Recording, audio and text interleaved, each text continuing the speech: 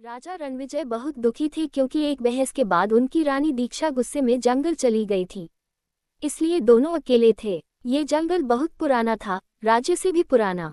सूरज ढलने के बाद कोई वहां नहीं जाता था। पेड़ फुसफुसाते थे और पिछले 1 साल से जड़ों से कुछ भयानक चीजें बाहर निकल रही थीं। ज़ॉम्बी राक्षस, हरे रंग की खाल, सड़ते हुए शरीर और गीले कोयले जैसी आंखें। वे दलदल और कब्रों से बाहर निकलकर सांस लेने के लिए तड़पते हुए आते थे। दीक्षा गुस्से में वहां चली गई थी।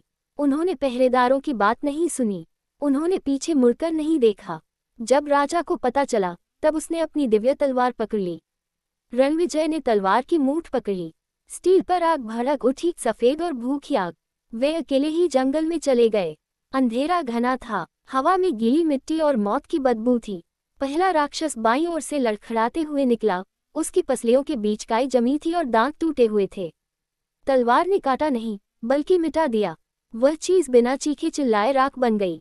और भी राक्षस आए। वे जड़ों से निकले, टहनियों से गिरे, काले तालाबों से बाहर आए। गहरे हरे रंग के खंजर जैसे लंबे नाखून खामोशी से चलते जबड़े। रणविजय तूफान की तरह आगे बढ़े। अग्निज्वाला के हर वार से हवा झुलस जाती थी। हर प्रहार के बाद सिर्फ राख बचती थी। जंगल फुसफुसाने लगा। उन्हें वह स्टील के घेरे के पास मिली। जाने से पहले दीक्षा ने एक पहरेदार की तलवार ले ली थी। वह एक मरे हुए साल के पेड़ के सहारे खड़ी थी। उनके हाथ से खून बह रहा था और वे घिरी हुई थी। 20 से ज्यादा राक्षस उन्हें घेरे हुए थे, खामोश और सब्र के साथ।